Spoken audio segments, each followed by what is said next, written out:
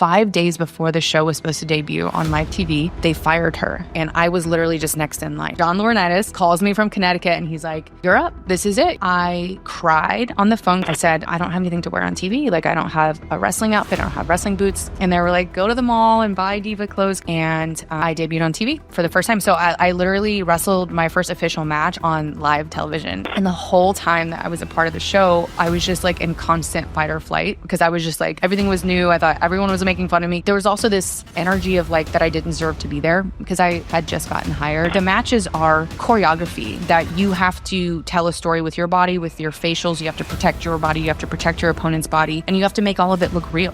Whatever you're doing online, when you start to get hate or people leaving negative comments, it means that you stand for something. I essentially was folding under the pressure. I was experiencing a lot of mental health issues, physical issues, emotional issues.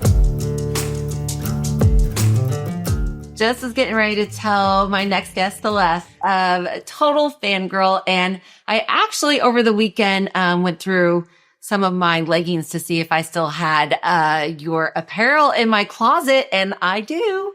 I was going to wear a pair today, but it's a little chilly here. So I was like, they're a little thin. But I loved your brand. I loved everything about you. Followed you in all of the aspects. You know, I honestly did not know that you were WWE before. I just knew you from your apparel brand.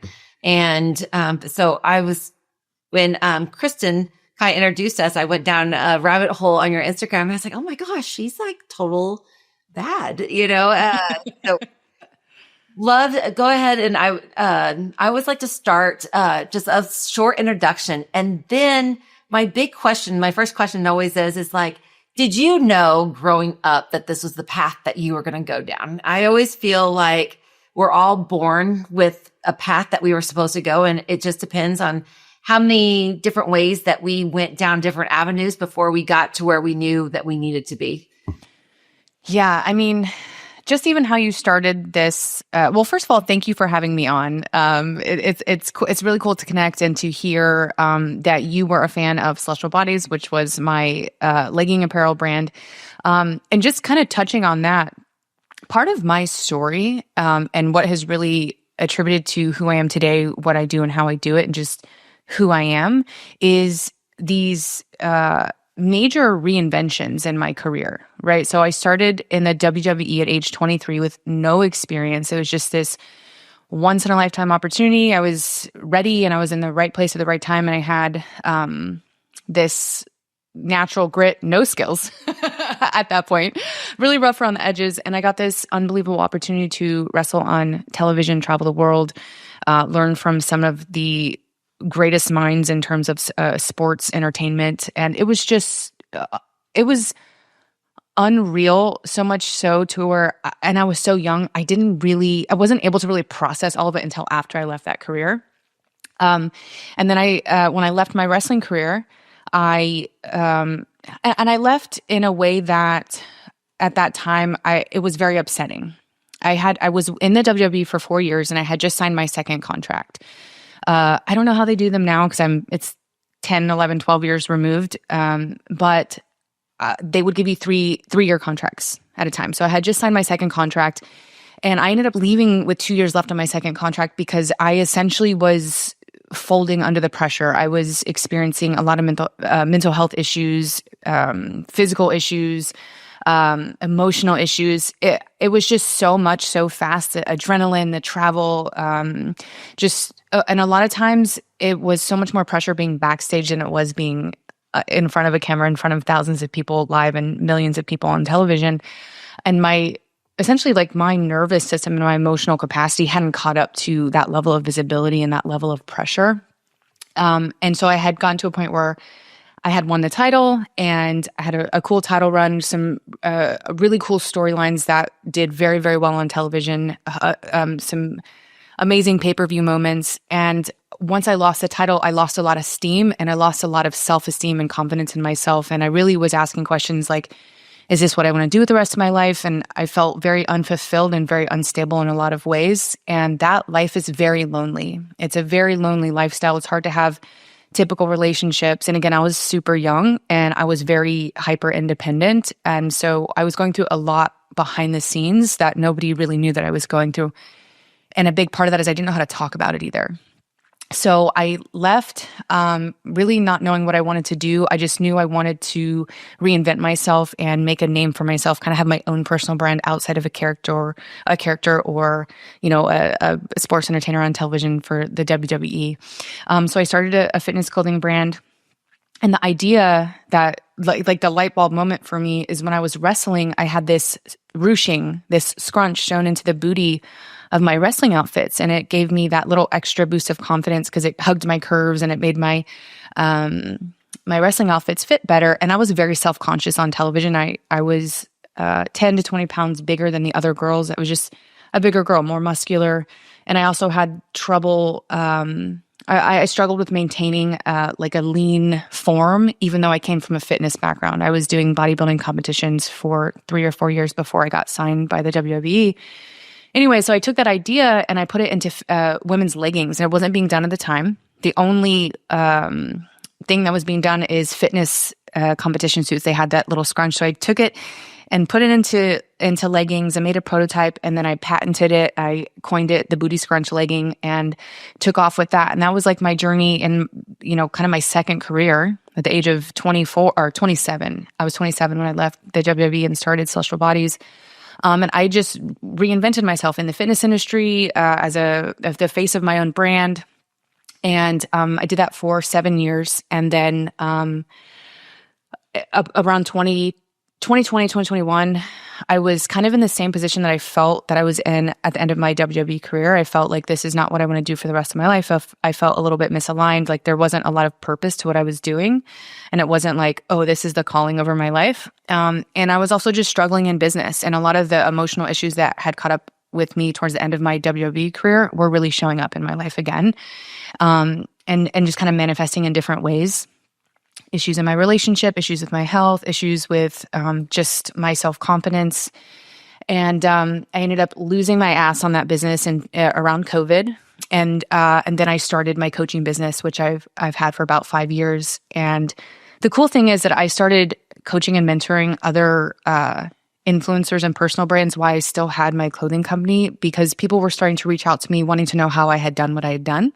And I didn't really have any systems and processes. I was just like, this is how I did it. And so I was kind of coaching people on the side, and I found so much fulfillment and joy in that. And so naturally I transitioned into coaching.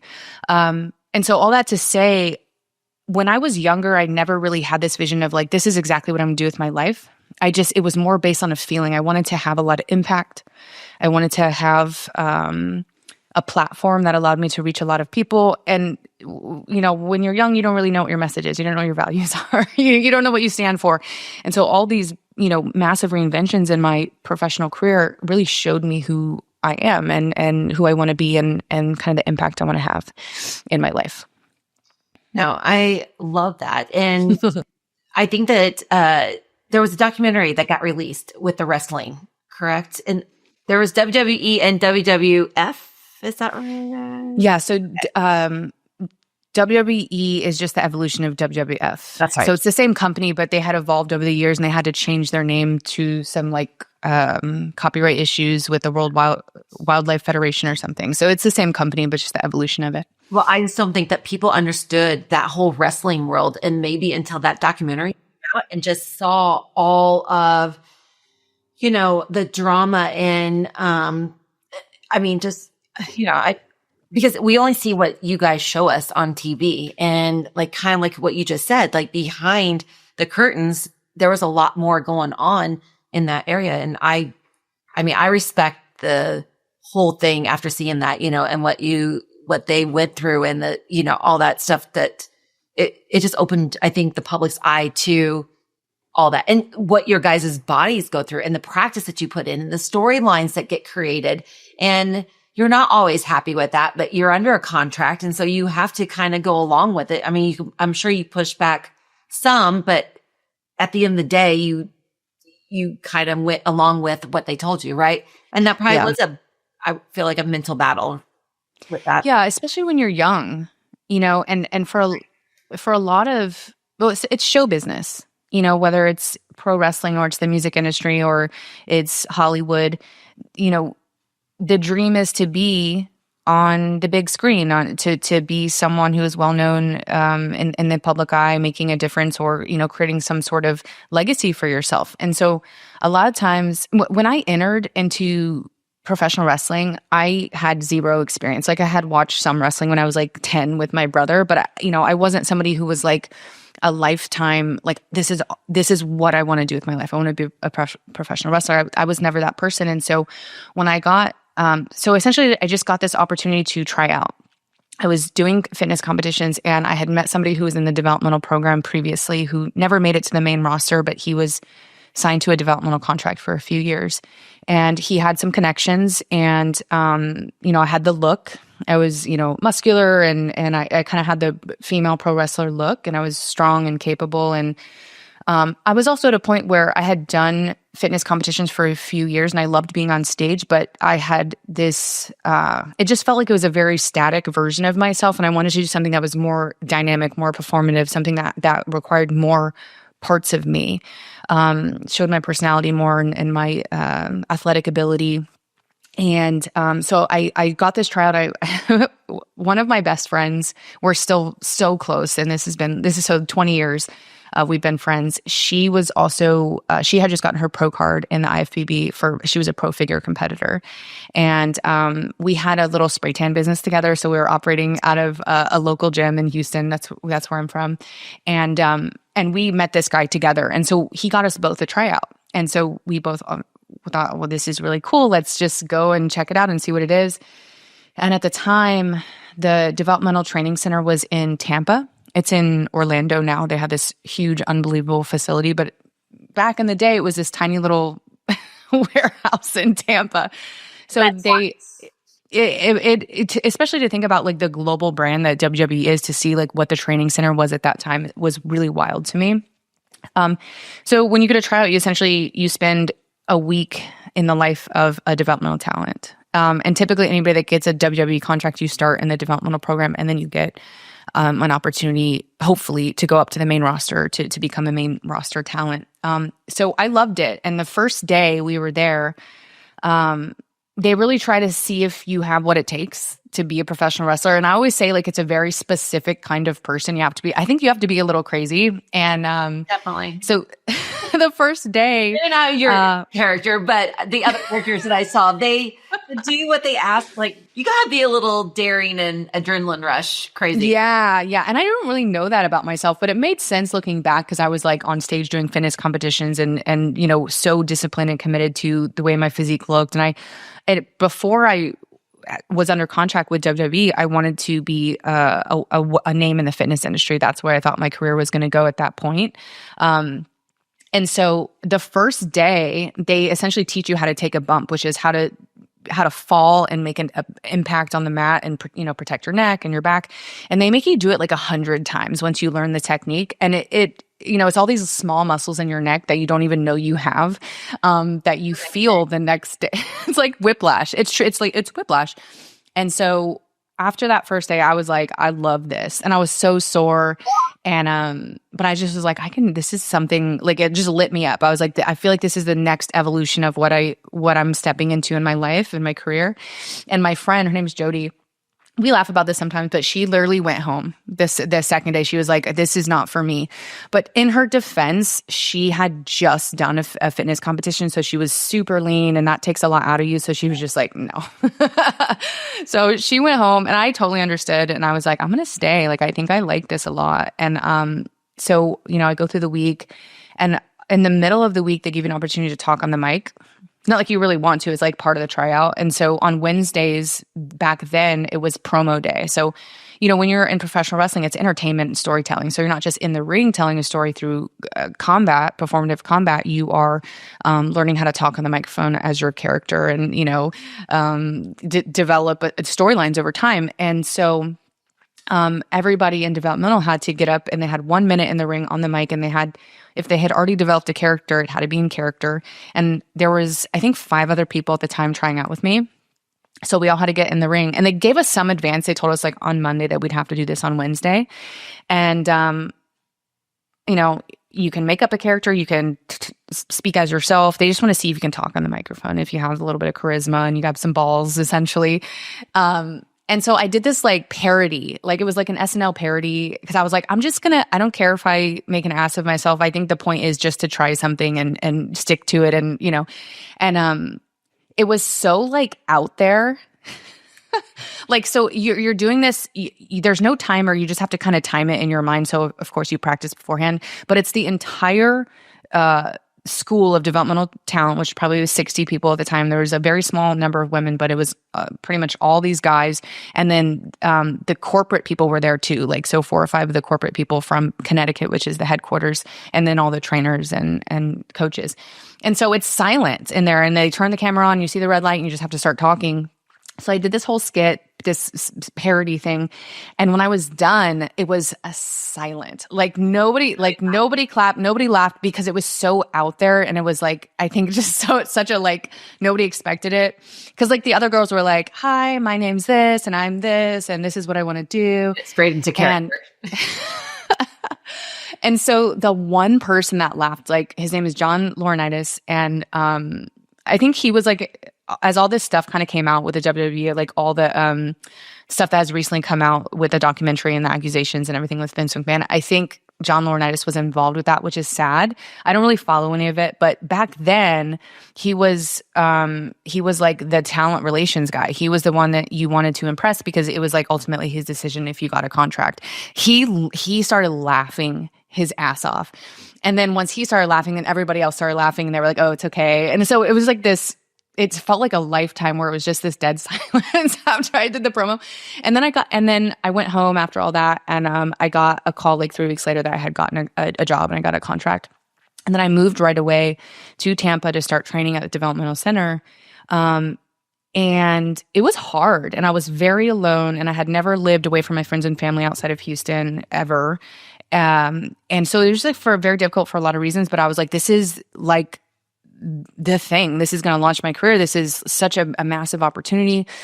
And I ended up being there for like 3 weeks, and I hadn't had an official match yet. I was literally just learning the basics, literally how to protect my body, how to tell a story in a match, like the main parts of a match, how to put one together, and just all these different things that I had no idea about when I was entering into this whole world of professional wrestling. It was like this huge crash course.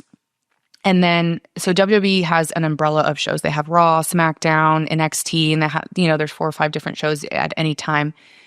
And they were in the middle of launching the 3rd season of NXT. NXT is a huge brand now, but back then it was like this small reality-based elimination show where they would take like 6 developmental talents, put them on TV, and you would essentially compete for a spot on the main roster. So it would be one man standing by the end of like a 6 or 8 week time period. And they were doing the first all-women season. And they had already shot all the promo video and got all the girls ready. So they were essentially pulling all 6 girls. There was pretty much 6 girls plus me and one other new girl down at developmental. And the 6 girls that had been there for a few years and training and getting ready to go up to the main roster, they were all going on this show. And it was a big secret. And they had also hired this woman who was not a developmental talent, but they were bringing her in as like a big draw for the show. She was 6'8", like in real life. That was not her wrestling height. She was 6'8". And they brought her in because she was like, how often do you see a 6'8", right, woman? And she was doing some indie wrestling, some independent circuit wrestling before that. And like 5 days before the show was supposed to debut on live TV, they fired her because they were WWE was going through a rebrand, and they were trying to go from like the Attitude Era to a way more PG-13 vibe, like more family friendly, kid friendly, and something that she had done in her career didn't align with their branding, and so they let her go. And I was literally just next in line, me or this other girl, and I kind of fit the mold of what they wanted. And so they called me. John Laurinaitis calls me from Connecticut, and he's like, you're up. This is it. This is your opportunity. And I cried on the phone because I was just like, holy shit, like this is everything that I signed up for. This is everything I want, but I'm not ready. I'm just not ready. And the developmental contracts at the time were very minimal pay. And I was, competing in fitness competitions, bartending and going to school in Houston before this. So I didn't have any money. And I said, like, I don't have anything to wear on TV. Like, I don't have a wrestling outfit. I don't have wrestling boots. So, and I was leaving practice that day when I got the phone call. So they told me to turn around, go to school. And the head coach there, Dr. Tom, gave me $1,000 petty cash out of the safe. And they were like, go to the mall and buy diva clothes, because the women were called divas back then. And that's what I did. And then 3 days later, they flew me out with all the other girls to where they were filming Raw. And I debuted on TV for the first time. So I literally wrestled my first official match on live television. And so like that whole, so it was weekly. And the whole time that I was a part of the show, I was just like in constant fight or flight, because I was just like, everything was new. I thought everyone was making fun of me, because like, and there was also this energy of like that I didn't deserve to be there, because I had just gotten hired and I wasn't working on the independent circuits and then got a job. Like I was just brand new. And so I struggled a lot backstage with like feeling I needed to prove myself, and then also needing to prove myself in the ring in front of, you know, thousands and millions of people on television. So it was a lot. It was a lot to handle at 23. But it was also like such a, you know, a huge blessing and opportunity to have, you know, come into my life for me to do something not super common. Do you think that your character on stage represented anything that, you know, I mean, I love when I get to do somebody else's character, you know, like you're like, this is what I would like to kind of be, you know. Did you see any of that with your character? Like, I don't know, more confident or more sexy or more badass, you know, like, did you get to play anything that you wanted to that you were too afraid to maybe play in your real life? If it was me now, then absolutely I would have been like, I'm going to be this, this, and this. But back then, I never had the opportunity to try out different characters or try out different in-ring styles of wrestling or different outfits that I was going to wear on TV. They literally gave me, you know, my name is Celeste. They gave me the name Kaitlyn hours before I debuted. And I was just, first of all, I hated the name. Not that I hate the name Kaitlyn, but it wasn't like a wrestling name. I was like, let me use my real name. Like, that's cooler, I feel like, you know.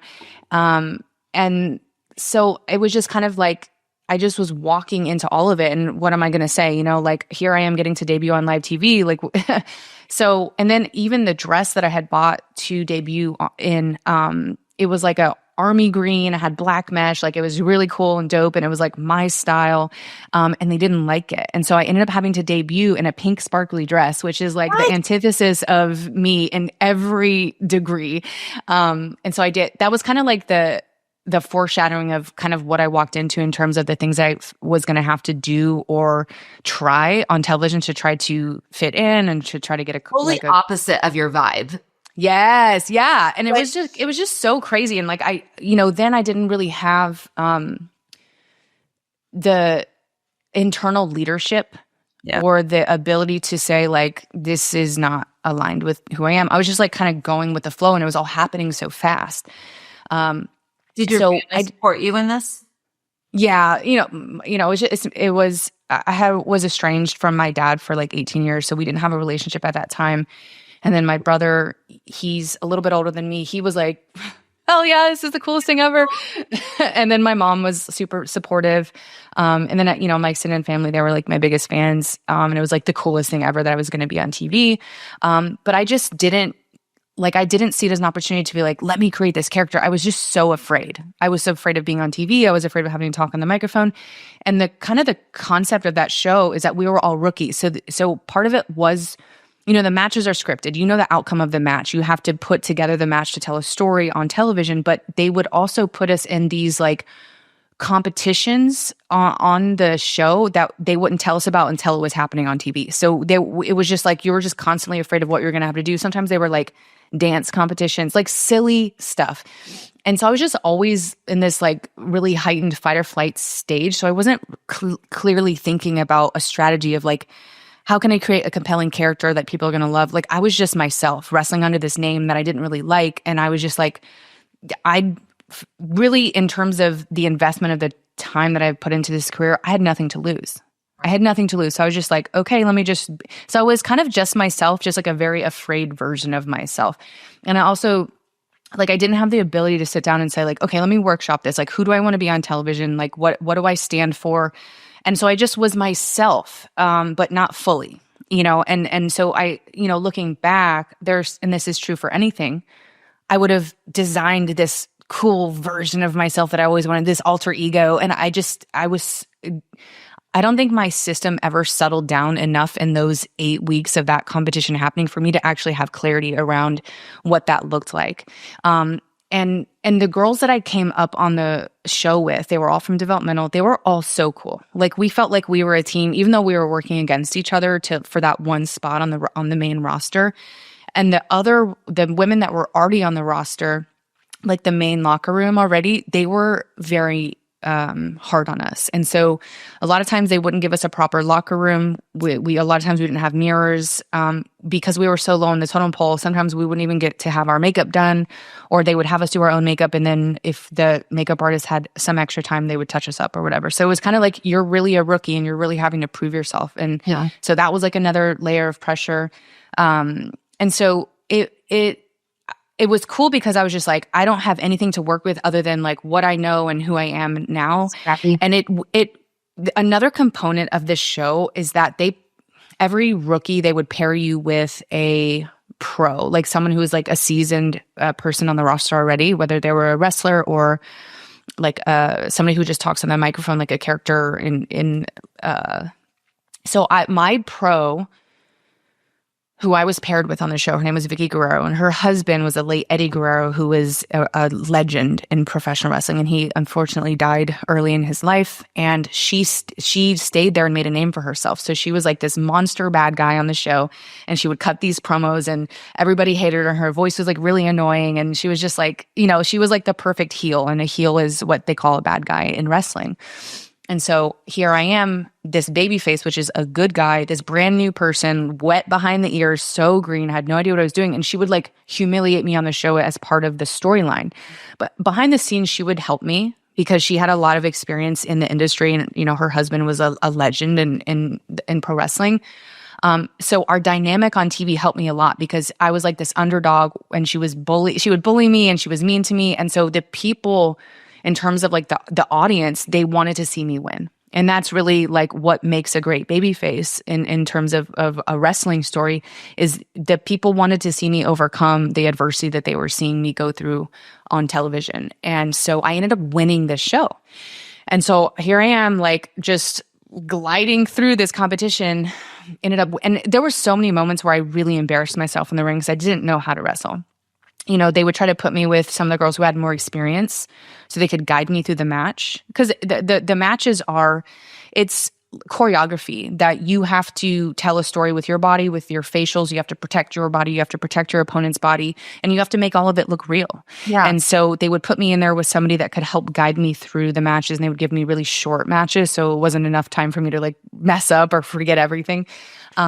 So they did their best to protect me, but it was a situation that was so crazy to be in. And then I won the show, and typically like in the past seasons, whoever would win the show, they would give them a big debut on Raw or SmackDown because those were the two main shows. And because I was in this strange new position of like not having any experience, they didn't give me a big debut. They just put me on the SmackDown roster. And the plan was to just have me wrestle on the non-televised stuff.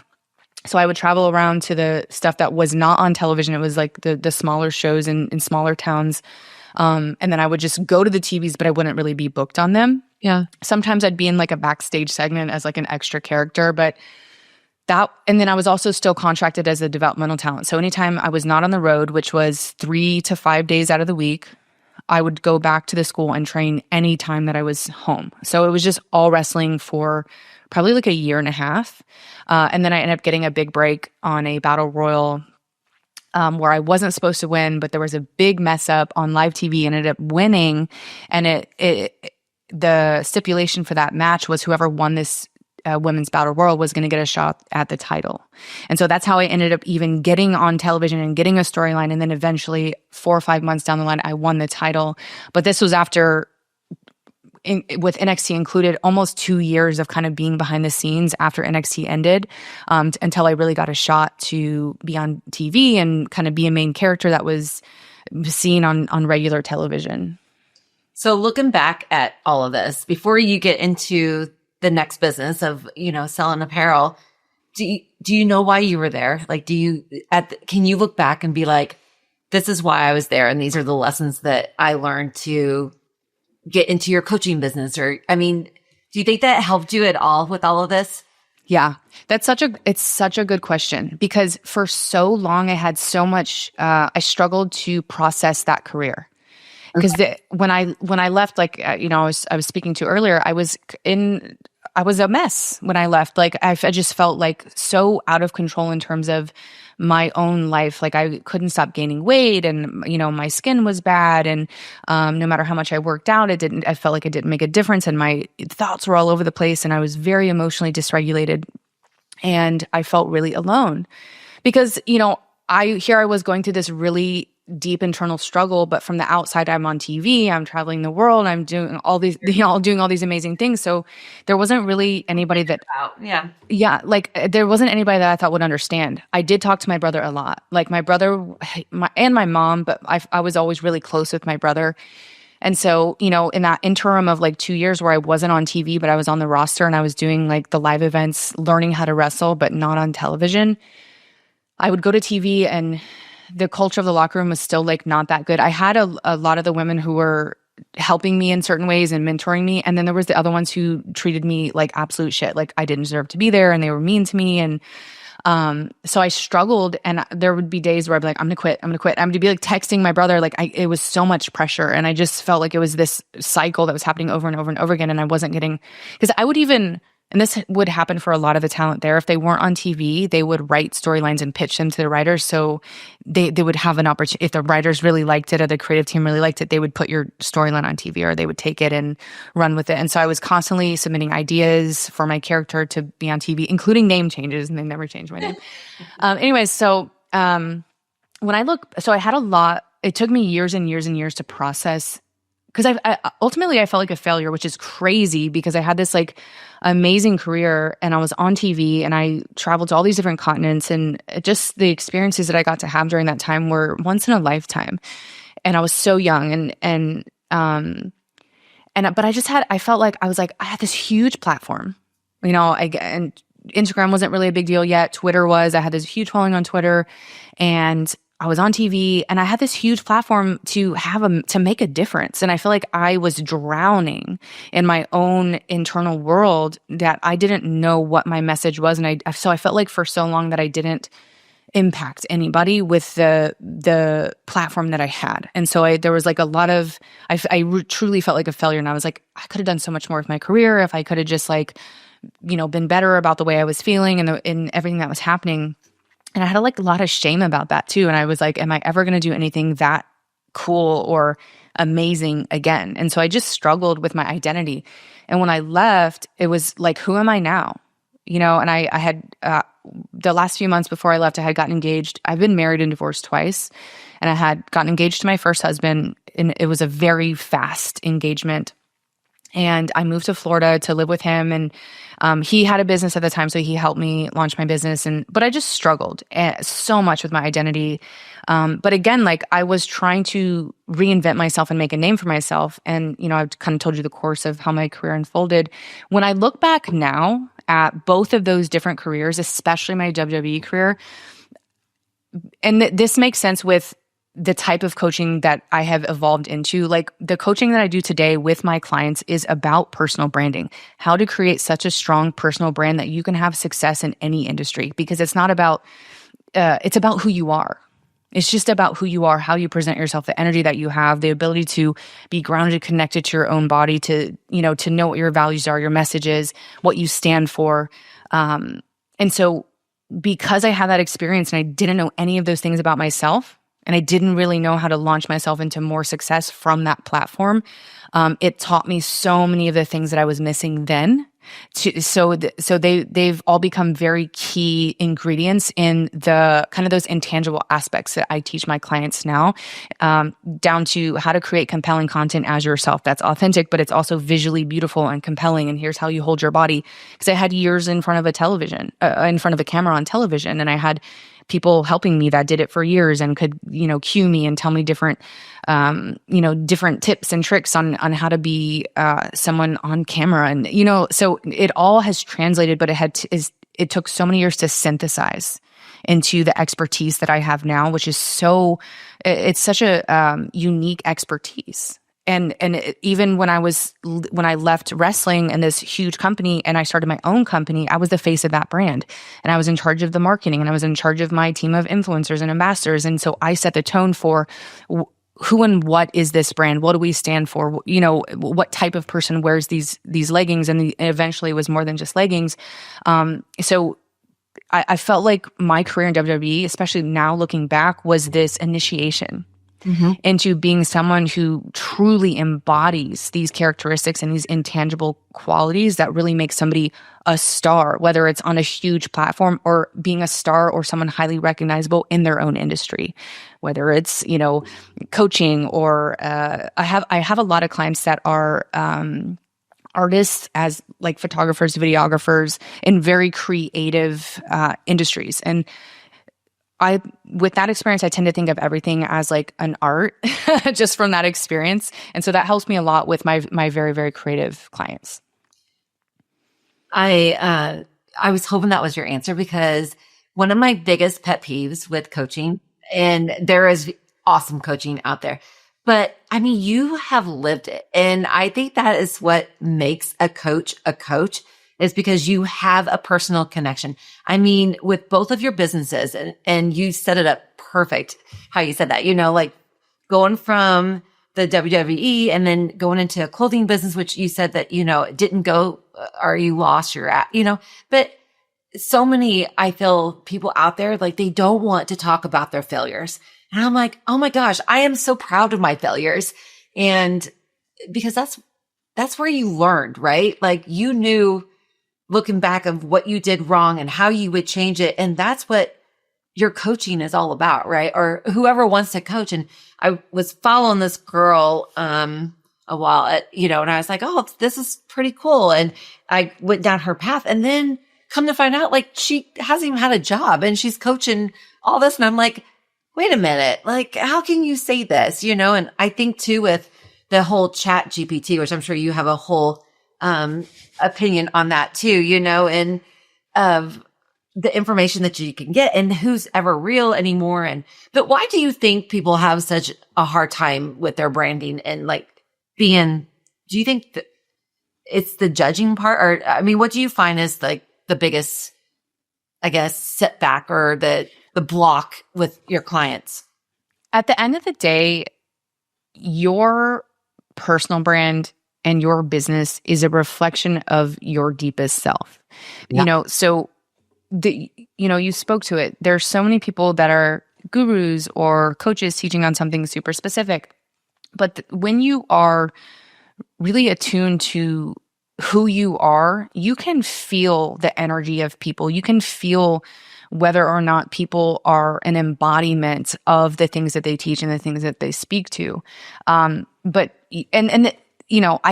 coach people on this, and I teach people how to embody their personal brand all the way down to the way that their posture, how they move, like the intentionality behind those things. Yep. But I even have trouble seeing reflections of or in the moments of transition and evolution of who I am as a personal brand and how that affects my coaching and my business. I have trouble seeing myself, and it's just because we know all the internal things that were or may still exist as limiting beliefs, or the ways that we doubt ourselves because of things that have happened in the past, or the things that we witnessed as children, or the things that have really affected us emotionally, and we carry those, and so they start to form a lens, and a story that you can't truly see yourself for who you are, and everyone is their own worst critic.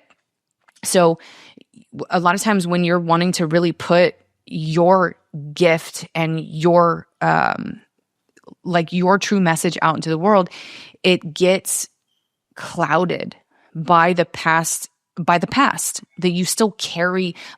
So an aspect of my coaching is so there's a lot of strategy involved, but there's also a deep somatic process in my coaching, which is all about the nervous system and being able to ground your energy and be present in your body. And so a few years into my coaching journey, I was struggling with chronic pain and a lot of anxiety. And I had hired a coach, and she taught me this movement system that was designed to engage my fascia, which is my connective tissue. Our connective tissue holds all our muscles, bones, organs, nerves, like every part of our body together. And our connective tissue, our fascia, is what our nervous system runs through. So everything that we have ever experienced in our lives, acute injuries, painful dynamics over a series of years, loss, heartbreak, all the things that we have struggled with in our lives, our fascia holds onto it as a living memory. So anytime we're going to step into a new version of ourselves or put ourselves out there in this higher level of visibility, the past comes alive again in our connective tissue. So it doesn't allow us to speak in the tonality that we want to speak. And it's like, your body tenses, and your nervous system gets triggered, and then you're in your head and your heart is pounding and your palms are sweating. So when I learned this movement system, not only did it help transform my life in terms of the chronic pain that I was dealing with, which I thought was from being in the ring and getting my body beat up, but it was really so much from the way that my body was holding on to my past emotional issues. And so when it changed my life so much that I got a certification to teach it, and then it became this modality that was kind of the body part of the strategy stuff that I was teaching, like helping people really step into who they are as a personal brand. So in my private containers, I teach people this movement system, and it's the integration piece of really like embodying those ideas and then being able to really be so connected to your body that you can be in that new level of visibility, that you can be in the spotlight. You can speak to a group of 10, 100, 1,000 people and show up in authority and magnetism and speak in a stream of consciousness, So I think there's a lot of things that come into play, but a lot of it is just based on past experiences that we don't know how to overcome. Mentally, we can overcome them, but if we're not working with the body and the subconscious mind, which is the body, we're not able to release those beliefs and those the trauma that our body holds onto, because it is a living record. And so that's what I believe makes my coaching so unique. And there are a lot of embodiment coaches and coaches that teach things around somatics, but when you combine it with the strategy and the lived experience that I've had on television and being in front of a camera and building a personal brand, it's kind of like this approach from mind and body. So not only are you thinking in a different way and seeing yourself in a different way, but you're also in a nervous system that allows you to have the capacity to affect a lot of people, to impact a lot of people, whatever the goal is, whether it's coaching or to sell art or photography or whatever it is. But so many of us are held back by our nervous systems and what our body is holding on to based on the things that have happened in the past. I could not agree with you more. I mean, yes. I actually went through a whole thing with this, and there was just like our body is so conditioned with all the memories, right? And that reaction that we have with those memories. And so again, like exactly what you said, every time you get presented with the next, you're like, oh wait, let me see how we felt like before this. And that's the only feeling, or that's the only unconscious thing that we can think of. And, it's really, and I don't know if this is how you do yours, but it's like asking yourself a question and becoming present again and be like, no, that's what happened before, but we're going to recondition our nervous system because this is the reaction that we want with this experience now, not what the trauma was behind us. And so, it's been about 2 years for me on this, and, it really does make a huge difference. And I was, with, even myself, I mean, I've been with Clean Eats now for 13 years, and that was like a whole, people weren't eating healthy back in 2010, right? And I came from the Midwest in St. Louis where we fried everything. And who's going to eat grilled stuff and broccoli? No one ate broccoli or Brussels sprouts, And then I came to the South in North Carolina, and I just remember our health department saying, they're like, you have Brussels sprouts on your menu. No one here will ever eat Brussels sprouts. And we opened up in January. And then at the end of the year, we had sold so many Brussels sprouts. I had our inventory list. So I took it to the health department that said I would never sell Brussels sprouts. And I just put it inside the Christmas card and said, Merry Christmas from Clean Eats. But my whole point to that whole story is that, I think you know, a lot of people don't and argue this if it's, but we don't want to be judged, right? I feel like some people don't put themselves out there because they don't want the haters or whatever you want to call it. But plus in social media now, everyone has an opinion behind a keyboard, and it's really hard to put yourself out there and then take the criticism that you are probably 99% going to get with something. Yeah. And it took me forever to put out there. And then one day, exactly like that, I'm like, okay, this is my past. Like, who cares? And I think it was from being redhead. Like, I was a true redhead, and so I was bullied in school with that. And so, I always got comments on my looks, and I feel like the redheadness paid off now that I'm in my 50s, because we age, I'm hopefully a little bit slower. But anyway, I feel like it's hard to put yourself out there and put your ideas out there and let the public judge you. Yeah. So, and this is one of those things. And to me, like, the whole rejection aspect is it's in that same category of what lives in your nervous system, because undoubtedly, no matter who you are and what you've done in your life, there has been moments where you've been rejected, judged, made fun of, casted out, for being yourself.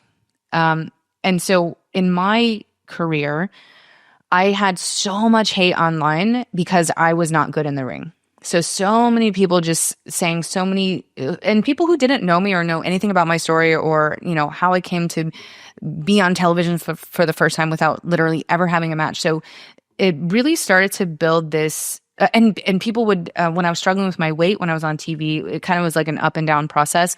People would make fun of my weight too. And so I started to develop this really, really thick skin early on, but it hurt a lot. Yeah.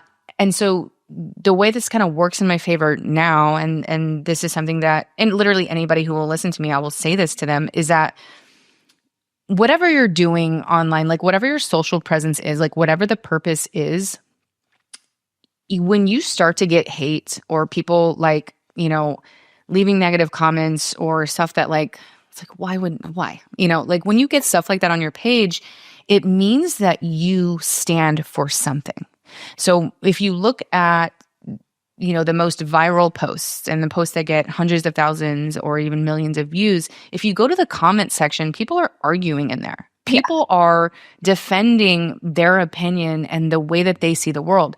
And if you can get to a point where you can create content that is so true to your beliefs, like your unique perspective and how you see the world, your values, and you stick to that and not be afraid of the things that people are going to say about you, that's where you start to develop a cult-like following, because people are like, yes, you stand for this thing. And so what I like to think about when I'm making my own content or when I'm coaching someone on how they're creating content in alignment with their personal brand or their business, something that I use is like, what is the enemy of what you talk about? Like, there's got to be a common enemy. And if you have a common enemy, so like for you, like let's say it's like food that's not good for you. Like that's the enemy, because if you eat good and it can taste good, you feel good. If your skin looks good, you age better, you have energy. People see you as someone who has discipline and respect for themselves out in the world, right? So there's so many things that you benefit from.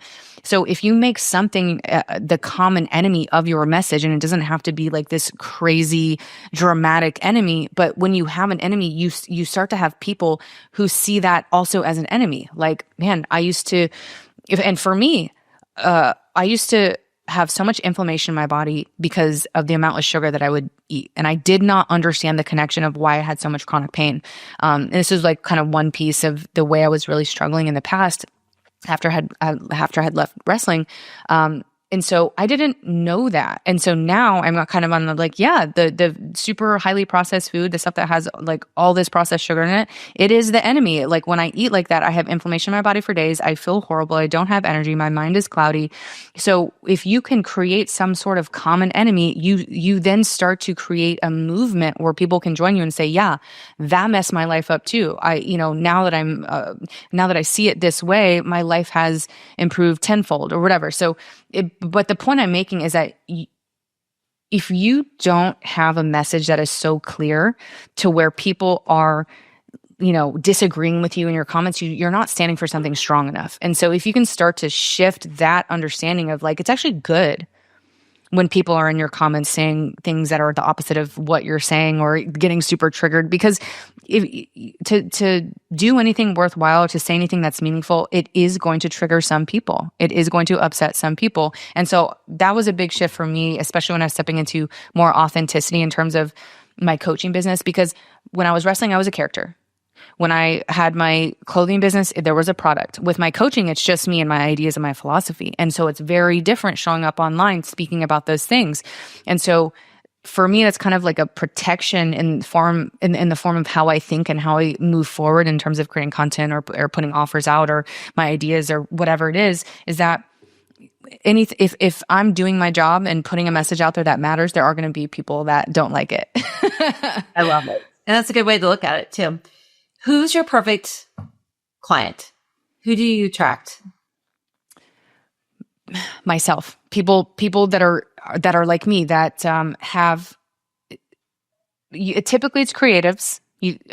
Usually they're business owners or they're in some sort of leadership position and they're wanting to evolve into something that feels more authentic for their life. Like it's almost like I notice people come to me into my energy that people are trying to answer some kind of call, like the calling of their life. Like there's no more denying it. There is a truer version of myself. There's something that feels so much more aligned for my career or what I want to do with my life. And typically they are gifted and talented and they have some sort of incredible idea or they're an artist in some way and they don't know how to package it. They don't know how to talk about it. They don't know how to form an offering based off of their unique genius.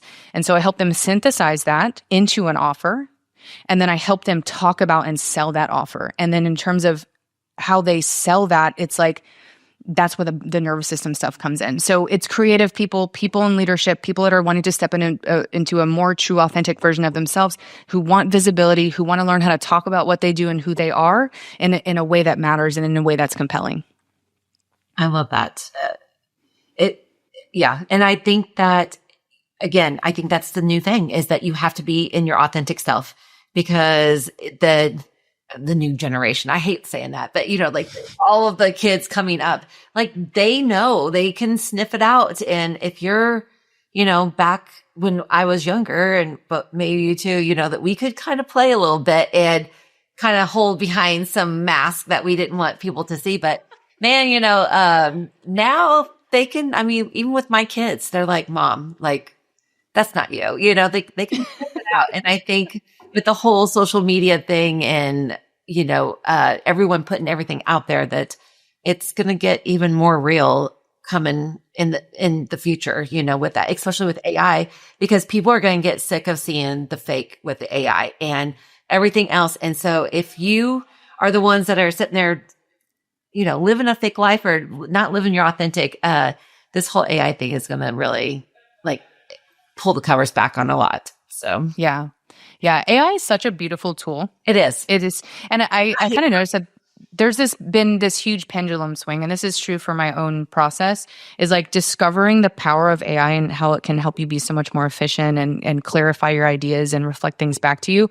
I used it a lot, probably the most in 2024. I leaned on it a lot. And then I started to have this pendulum swing of the other way of feeling like, I need to have more of me in my content, in the way that I'm showing up online. And I'm noticing that with a lot of people. And I'm also noticing like a big cultural trend, especially as it pertains to social media, that people are so much more drawn to stuff that's now messy and not highly curated, because we're to a point where people can't fully tell what's AI and what's not. And I think that anything that looks or sounds or feels too much like AI is a turnoff for a lot of people.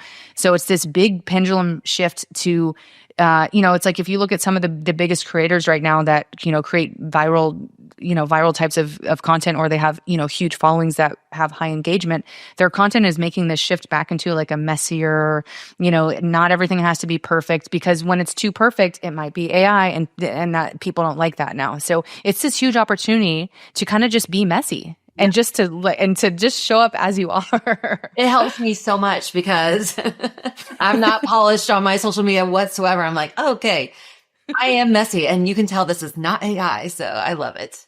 Yes. It has, I love, seeing where I saw you, cause I just recently caught back up to you. And I love where you're going, and I love this, identity that you have came into, and, the whole fitness thing. I think all of us were cause I competed too. And man, that whole era of our lives, I'm glad that mine has been put to bed on that. I still run into, a lot of, the people that were in that world. And, it's great to see how we've all evolved into our life after the fitness and that whole, world, NPC world. I don't know if you're NPC or were you ever IFBB? No. Yeah. But pretty much everything I ever competed in was NPC. But it's funny that you say that because like Kristen, our connection is Kristen, and her and I have had a lot of conversations about that. But yeah, it's cool to see how but it's like you carry that with you, like that identity and that version of yourself, and you probably have so much knowledge about fitness to where it's just like this innate part of you, just part of your identity. Just it looks different. Like now there's way more to you and how you show up to your life, and the same with me. But it was a good part of our life. And I think when we were all in it, it was a lot different. And I think it taught us a lot of discipline. And it was just hardcore back then. It's not so, I don't think it's so much, but I'm sure we are the parents at the moment be like, back when I competed, yeah, and all that. So we sound like our parents, I guess. Yes. But anyway, any final thoughts, words, wisdom?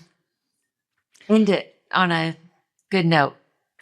I've loved this conversation so much. And I think it just speaks to the way that, if we're talking just specifically about social media or having a personal brand that is meaningful and that impacts people in a profound way, that, anyone that's listening to this, whether you're seasoned in terms of content creation or having a brand or a business, or you're just starting, right now is such an amazing opportunity to really just go for it, because it is, I think that it's fair to say, myself included, 2025 was a difficult year, very, very difficult year for a lot of people.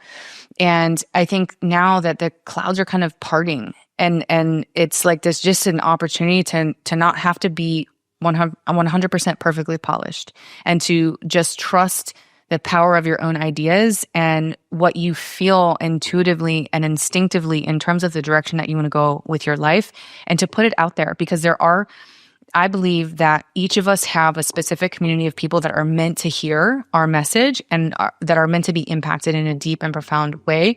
And so if you don't step into that calling, then it's a disservice to the people that need your specific expertise and experience that you have gone through and overcome in your life. And so there's people out there that need you, whoever they are, they're waiting. And so I think that's a really beautiful call to action. And I'm doing my best to take my own advice in that perspective, because I think that where I'm at now, there's such an untapped potential. And I think that's true for so many people that have maybe been kind of waiting behind the gate to start or just to put themselves out there. Right now is the time. 100%. I 100% agree with you.